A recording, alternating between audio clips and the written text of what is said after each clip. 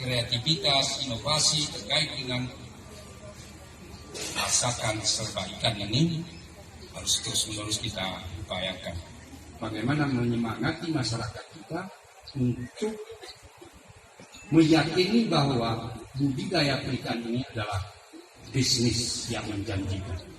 Tim penggerak PKK Kecamatan Pegasi. Selamat.